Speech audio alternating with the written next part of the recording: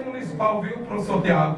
Ou sei lá, o município depois recobre isso, que numa reunião lá na São Vicente, ele chamou Antônio Olímpio Rosado Maia, que era um advogado brilhante que morava em Mossoró, e disse que precisava disciplinar, porque estava havendo uma briga entre os motoristas de ônibus e os mototaxistas. E num dia chuvoso de sábado, ainda rememoro isso, ele levou Antônio Olímpio, e Antônio Olímpio, como advogado bem sucedido, chamou um imber de advogado recém-formado e disse: redija aí essa lei. Todo advogado, quando chega a um certo estágio, né, graças a Deus eu não cheguei ainda a isso, eu sou redator de minhas próprias peças, mas delega alguém. E aí Antônio Olímpio disse: Marcos, vem cá, faça o que Padre Sátiro está pedindo. E o que Padre Sátiro estava pedindo era uma lei para legitimar e regulamentar a profissão de mototaxista. Foi 2 anos, a lei do Mossoró foi 2 anos antes da lei federal, e tem a intelectualidade passada. Eu posso contar outras bandeiras, todo mundo fala da estadualização, mas nós tivemos um movimento de privatização recente, e os senhores não sabem.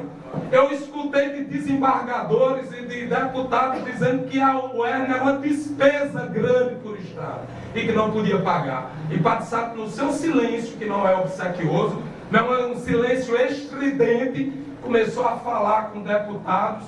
Já teve até luta para mudar o nome da nossa universidade estadual para Raimundo Soares. Talvez vocês não saibam, alguns não sabem. E ele desarticulou isso com uma ligação para Nelta Queiroz e com o padre João Medeiros, envolveu o Seridó. Então são muitas lutas subdivulgáveis que o Padre Sátiro está envolvido. O Padre Sátiro está envolvido com o bem-estar social. Isto é preocupar-se para o outro. Então, eu queria dizer a vocês, já encerrando, não faço prédicas, não faço elogios imerecidos. Eu passei da idade de fazer desblagadas bajulações. Se eu compareço hoje com o broche, com o medalhão de Tânia Mãe emprestado, entrei e ela disse: cadê o seu medalhão? Eu disse: vixe, perdão, que eu estava vindo de Val.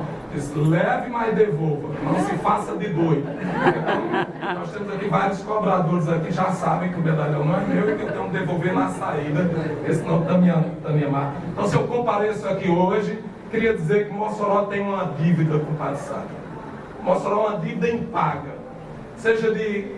Nós temos que perpetuar a memória de Padre Sátiro e dos seus feitos aqui, que são incontáveis. Eu poderia enumerar várias passagens de Padre Sátiro, de tudo: a reforma da Casa do Estudante, o Ministério Público interditou a Casa do Estudante, ia fechar totalmente. Zé Maria está aí. Está aí. Ia fechar totalmente, e Padre Sátiro tomou para si a iniciativa de começar uma obra, né, que foi capitaneada por Zé Maria e outros do Grupo São Francisco, de capitanear uma obra de reforma que consumiu mais 400 mil reais.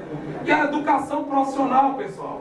Sabe que ele tem interesse? Ele achou que o bairro lá precisava de motivação. E ele fica cobrando a gente, Padre Sátiro como cobrador. Você não sossega não, é manhã, tarde, noite, madrugada. E ele ficou cobrando a gente a construção de um centro não só de evangelização, mas de profissionalização. E foi feito um centro com memorial lá em homenagem a ele, Padre Sátiro Cavalcante Dantas. Eu poderia dizer quantos telefonemas ele não deu para todos os governantes.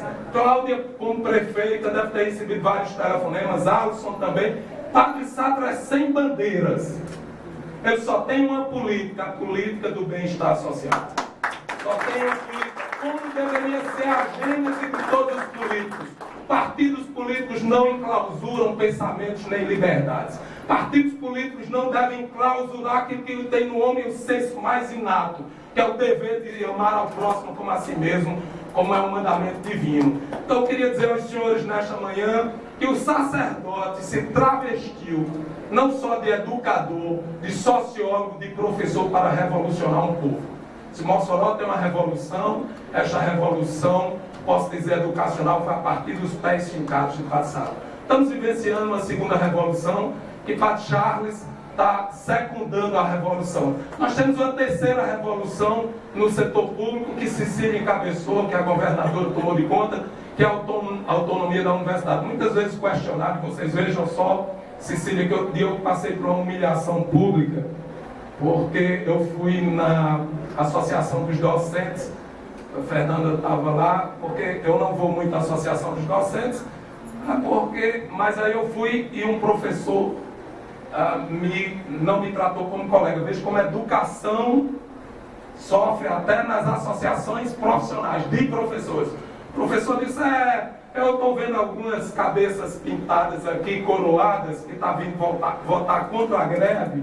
Eu estava indo votar contra a greve por uma coisa. Eu vim da rapalha, da pobreza, um ano de paralisação. Na universidade significa um ano que você tem a possibilidade de inação profissional, de redução de seus ganhos. E a UERN, desde que a UERN sempre pagou 2 disciplinas, greve 1 e greve 2. Eu sempre fui contra todas essas disciplinas. Greve 1 pagou, ou seja, pagou ou não pagou, diabo? Greve 1 e greve 2 retarda-se a formação em um ano. E eu fui votar contra a greve, um professor pegou o microfone e disse, nós estamos vendo aqui mamíferos de luxo, que aparecem vez por outra. Veja como diz a educação em relação à deseducação no ambiente de professores que deveria ser educação.